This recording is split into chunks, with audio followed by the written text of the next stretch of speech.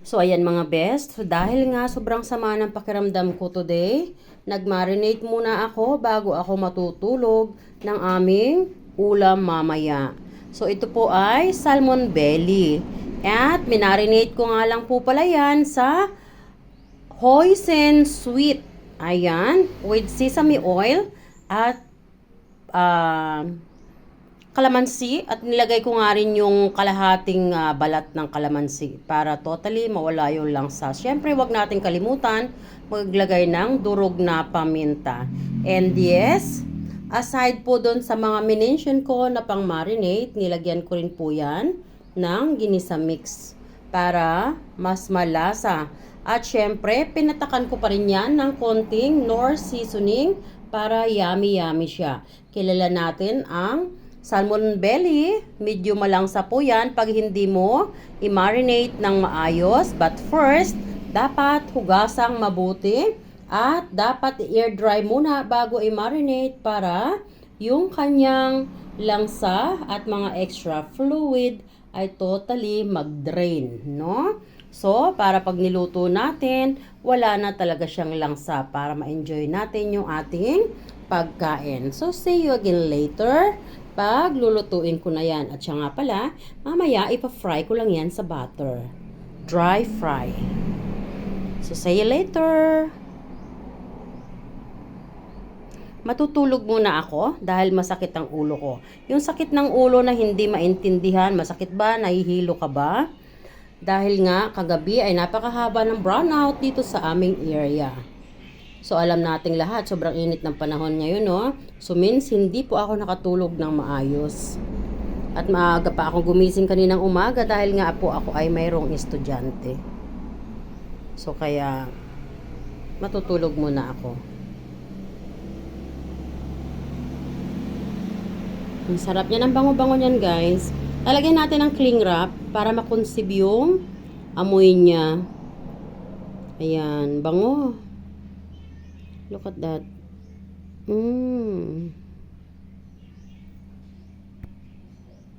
Delicious.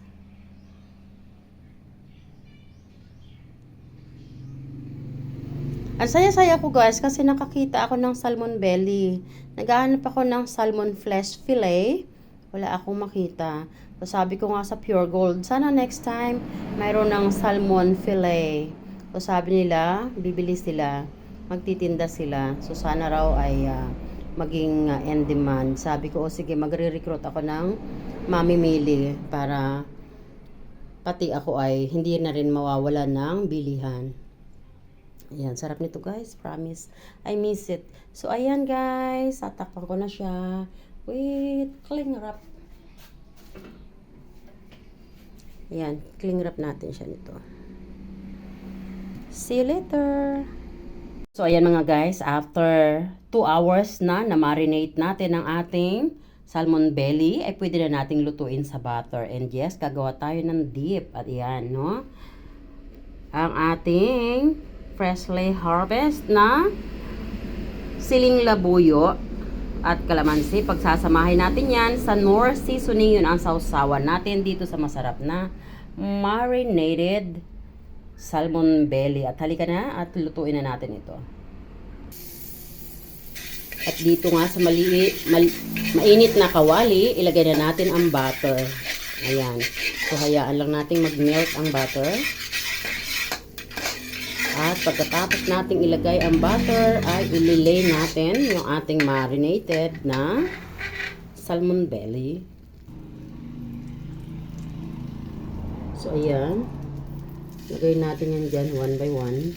Bango, guys. Aray.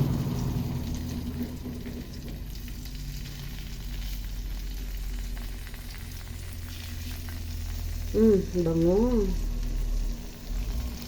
Guys, gawin nyo to. You will love it. Ayan. So, very luhit muna tayo. Once na nailagay na natin lahat, saka natin ilalagay sa medium heat. Yes. As much possible, guys, pag nilagay natin sa butter, ilagay natin yung mayroong skin. Kasi, yung flesh, ito ay mabilis siyang maluto. So, ayusin natin paglagay ganyan. So, ilagay na natin lahat. Kumuha tayo ng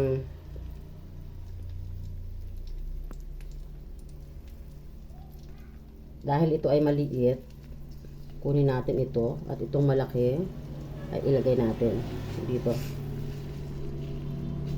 Maliit, mas mabilis maluto, di ba? Ayan. And then, meron pa tayong isang maliit. Let's put it here. Ayan, guys. So, yung pinagmarinatan, wag nating itatapon, ha? Mayroon tayong paggagawa niyan. You will see. So, ayan. Ilagay na natin sa medium heat at tatakpan natin. Ayan, guys. Hayaan lang natin muna na mag-absorb yung butter. And then, nakita nyo? And yung pinagmarinatan, i-swirl natin ng ganyan. And unti-unti natin na i-buhos dito. And then, nakita mo, mayroong mga pamintang durog doon. Isama natin. Diyan. Yan.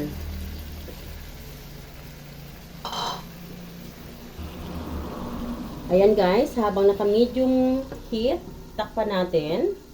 Tatakpan natin, guys, ng 2 minutes. And after 2 minutes, tanggalin natin yung takip. At hayaan natin na ma-dry up. So, ayan, guys. After 2 minutes, hinaan na natin. Lagyan na natin sa very low heat. And then, let's begin na baliktarin natin. Baliktarin natin, guys, one by one, ha. Ayan, dahan-dahanin lang kasi mapakalambot nito, guys, no? Pero dahil dun sa pagka-marinate natin, so kaya na naging medyo matigas yung ano niya, texture. Otherwise, masisira siya, madideform siya. Ayan.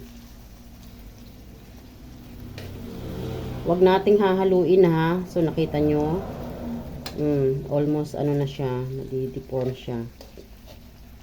So, dahan-dahanin lang natin para sa pagsiserve natin ay hindi siya deform. Ayan.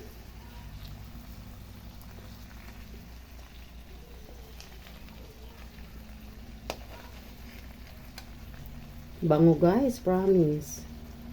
Bango nito. Sobrang bango ng pagka-marinate natin. Siguradong ubos ang ating rice.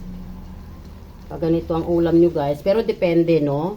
Depende sa pagka-marinate. Yung aking kakilala, nagluto nito. Pinatikim ako. Hindi ko malunok, guys, eh. Sobrang langsa. Pinagmamalaki pa naman niya sa akin. Tapos nagluto ako at pinatikim ko sa kanya yung asawa niya, guys, nang hingi ng recipe. So dati ko na itong niluluto kahit nung ako'y nasa Singapore pa. Sa Singapore mas mura ito, guys. So ayan, so ida-dry up natin itong kanyang sauce na nasa ilalim. So nakita nyo, ngayon lumalabas na yung kanyang natural oil. Ang salmon po ay mayroong natural oil, ha. Kaya pag nilagyan nyo ng butter, huwag nyo na pong lalagyan ng oil. Yes. Hayaan nyo mag-blend dun sa butter yung natural oil niya. Ayan. So, medyo ilaksan na natin yung apoy. Lagay ulit natin sa medium heat. Pero huwag nang tatakpan, ha. Ayan. At imove-move na lang ng ganyan. Para yung lasa ay mapunta doon sa salmon. Ayan.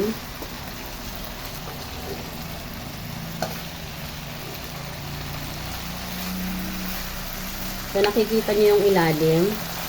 Ayan. O, diba? Oily. Ayan.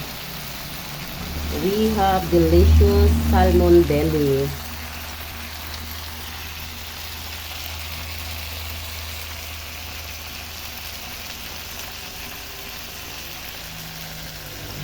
Ayan, delicious.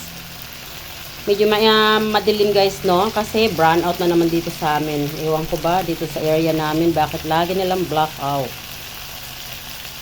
Ayan.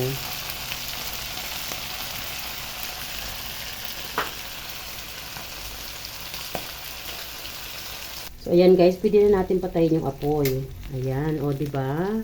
Ang ganda ng pagkaluto. Tingnan nyo. Tcharan! Oh.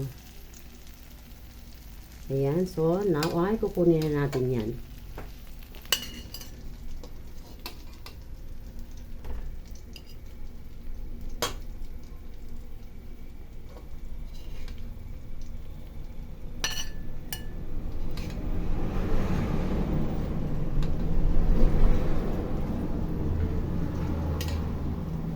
Ganda ng pagkaluto natin guys. Talagang may pagmamahal.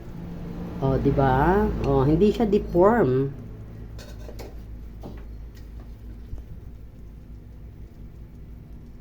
Mabango na, masarap pa.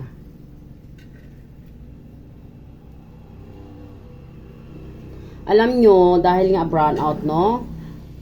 So, nagdalawang isip ako kung i-continue pa yung video. Pero kung hindi ko i-continue yung video at lulutuin ko na, so yung sinimulan ko kanina, walang kadugtong. Kaya kahit blackout dito sa amin ngayon, kailangan kong i-continue yung video.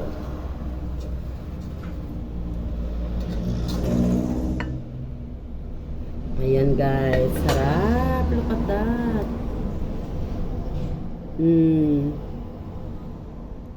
Ayan. So, pasensya na, medyo madilim ha. So, yan guys. So, dun tayo nagluto, o, diba? So, yun yung mga oil. Diyan na lang yan, huwag natin kunin. Pero alam nyo ba, masyadong malasa yan. Ayan. So, yan yung oil ng ating salmon belly. Ayan. Ayun pa, oh. Sayang ito.